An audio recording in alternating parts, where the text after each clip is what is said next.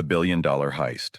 Saddam's shadowy grab. In the heart of Baghdad, the clock ticks toward 4 a.m. on March 18, 2003, in a Baghdad cloaked in dread. The city hums with the tension of an impending U.S. invasion, the air thick with the promise of fire and ruin. In the shadows, 3 tractor-trailers snarl to life outside the central bank of Iraq, their engines a low growl in the pre-dawn silence. A man steps forward, clutching a handwritten note from a dictator who ruled by fear, Saddam Hussein himself. The order? Withdraw $920 million in cold hard cash. This isn't a heist born of greed, it's a desperate gambit by a regime on the edge of collapse. But here's the question that claws at your mind. Who walked away with the missing millions? And what dark forces are still guarding that secret? Welcome to Behind the Veil, where we tear through history's lies to expose truths that pulse with danger. Today, we're unraveling the Central Bank of Iraq heist of 2003, the largest bank robbery ever, an audacious crime where politics and power collide in a haze of mystery. The setup, a dictator's last stand, March 2003. Iraq is a house of cards ready to collapse under the weight of U.S. warplanes. Saddam Hussein, the tyrant who ruled for 2 decades, knows his time is running out. Sanctions have bled the economy dry, and the United Nations is circling over phantom weapons of mass destruction. The Central Bank of Iraq, a fortress of the regime's wealth, holds a quarter of the nation's currency reserves, cash that could mean survival in exile or fuel for a fight. Saddam, a master of survival, isn't about to let it fall into enemy hands. He turns to Qusay Hussein, his younger son, the cold-blooded strategist to his brother Uday's reckless sadism. Qusay, head of Iraq's security apparatus, is the perfect soldier for a mission requiring nerve and precision. Armed with Saddam's handwritten decree, Qusay is tasked with pulling off the impossible, emptying the nation's vault hours before the bombs fall. As one bank official later whispered, "When Saddam gives an order, you obey, or you die." The heist, a race against dawn. At 4 a.m., the central bank is a ghost town, its staff trembling under the regime's iron grip. Qusay strides in, flanked by loyalists and Saddam's personal aide, Abid al-Hamid Mahmoud. The note he carries is a death warrant for hesitation.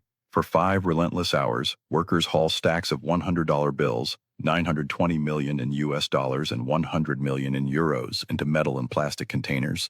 The sheer weight of the fortune slows them down, but fear keeps them moving.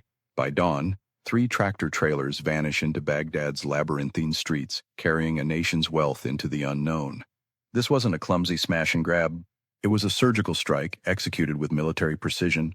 But was it even a crime? Saddam owned Iraq's institutions, the central bank included.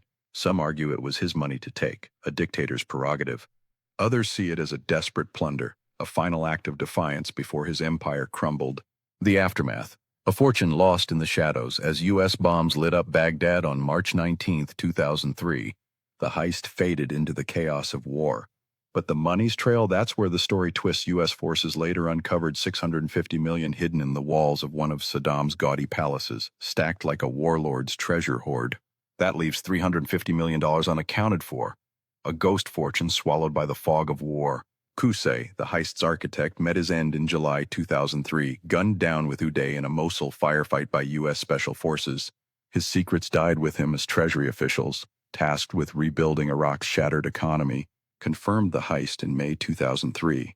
George Mullinax, a Treasury agent, pieced together accounts from terrified bank staff and witnesses who saw the trucks vanish. Rumors swirled. Trucks matching the heist's description were spotted racing towards Syria. Was the money meant to fund a Ba'athist insurgency? Or did it slip across borders, hidden in the hands of loyalists who melted into the night? Behind the Veil. Join the hunt. If your blood's pumping for more secrets like this, hit subscribe on Behind the Veil at 8 tips or YouTube.com at Behind Veil Truths. We chase the truths the world buries, delivering stories that grip you and don't let go. Join us, and let's uncover what's hiding in the dark. The political conspiracy. Power, not just money.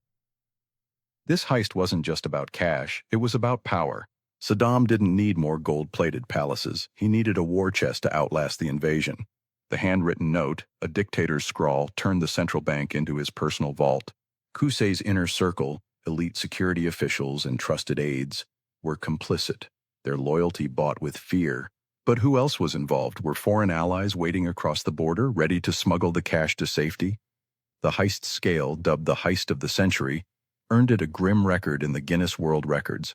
Yet it's the unanswered questions that make it legendary.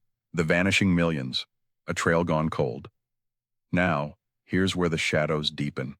The $650 million found in Saddam's palace was a coup for U.S. forces, but the missing $350 million is a specter that haunts investigators. Was it buried in Iraq's deserts, stashed in secret accounts, or spirited away to fund chaos? Some whisper it fueled the insurgency that bled U.S. troops for years. Others say it's still out there, in the hands of Ba'athist ghosts or shadowy operatives who vanished with the regime. The heist didn't just rob Iraq. It gutted its financial core, leaving a nation reeling as looters and warlords picked over the remains. Saddam's capture in December 2003 and execution in 2006 closed one chapter. But the money's fate remains an open wound. Every lead, every whispered rumor of trucks crossing borders or hidden vaults ends in a dead end. The truth is out there, but it's guarded by those who thrive in the dark. The final clue. The hunt isn't over. The central bank heist isn't just a crime, it's a labyrinth of secrets, each turn more dangerous than the last. Somewhere someone knows where the $350 million lies. Is it buried under the sands of Anbar, held by a silent loyalist in Damascus, or fueling a new conspiracy we've yet to uncover? The trail is cold, but the stakes are burning hot. This is Behind the Veil, and we're not done chasing the truth. Subscribe now at YouTube.com outlet Behind Veil Truths.